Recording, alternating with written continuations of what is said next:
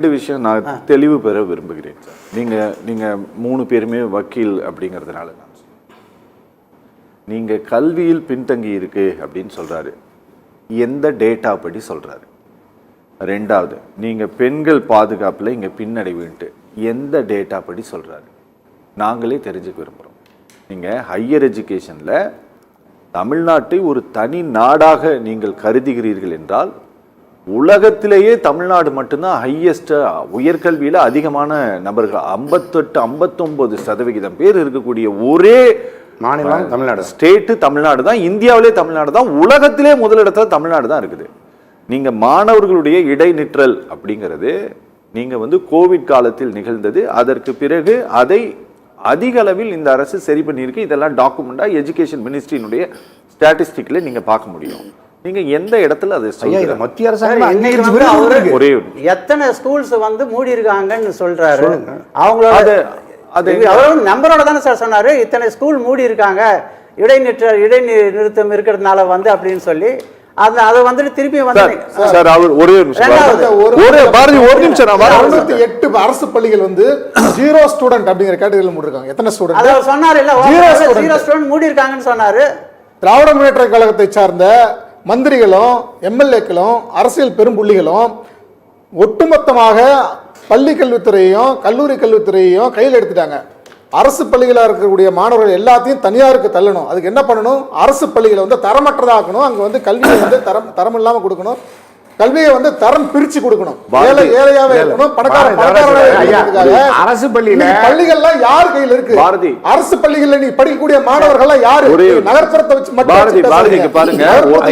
பாருங்க.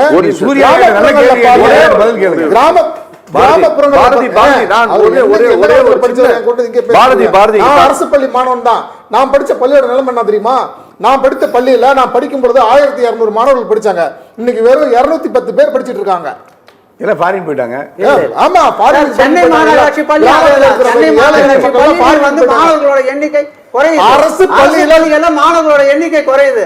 அதனாலதான் உயர் நீதிமன்றத்தில் ஒரு தடவை நீதிபதி கிருபாகரன் என்ன சொன்னாருன்னு சொன்னா, அரசு அதிகாரிகள் அனைத்து உயர் அரசு அதிகாரிகள் ஊழல் அரசு சொல்றோம். எதனால தீய சக்தி திமுகன்னு சொல்றோம் கேளுங்க.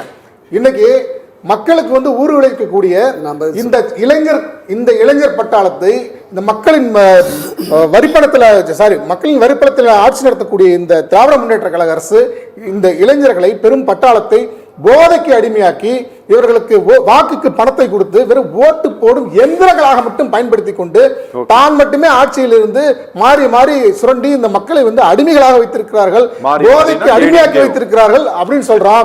இது தரமான கல்வியை கொடுத்துட்டா இவன் கேள்வி கேட்பான்னு சொல்லி காசு இருந்தா நீ கல்வி கற்கலாம், நல்ல கல்வி கற்கலாங்கிற ஒரு கான்செப்டை கொண்டு அரசு பள்ளிகள் இன்று முற்றிலுமாக அழிவின் விளிம்பில் இருக்கு. நீங்க ஒரு ஊடகம் இதை வெளியே கொண்டு போய் மக்கள்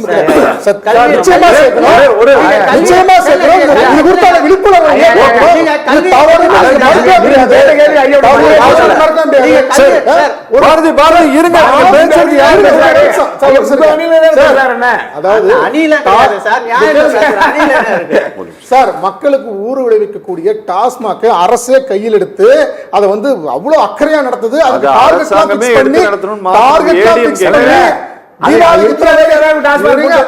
தீபாவளிக்கு இத்தனை கோடி விற்கணும், பொங்கலுக்கு இத்தனை கோடி விற்கணும், புத்தாண்டுக்கு இத்தனை கோடிக்கு விற்கணும். நீங்க டார்கெட் பிக்ஸ் பண்ணி நீங்க அவங்களுக்கு இலக்கை நிர்ணயிச்சு நீங்க தான் ஆட்சியாளர்.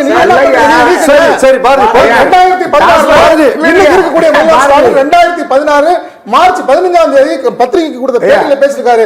மது ஒழிப்பு முதல் கையெழுத்துன்னு சொல்லிருக்காரு. இல்லன்னு சொல்லுங்க.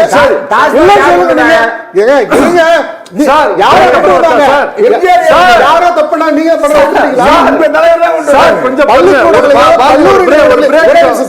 மட்டும் சொல்லிருக்கேன். பள்ளிக்கூடங்களையும் கல்லூரி நிறுவனங்களையும் பிரைவேட் கையில கொடுத்துட்டு மக்களுடைய பெரும் உழைப்பை சுரண்டி அந்த கல்வி நிறுவனங்களுக்கே கொடுக்கிற மாதிரியான ஒரு செட்டப் நீங்க வச்சுட்டு ஆரம்பத்திலிருந்தே பணம் கொடுத்துதான் கல்வி கற்கிற.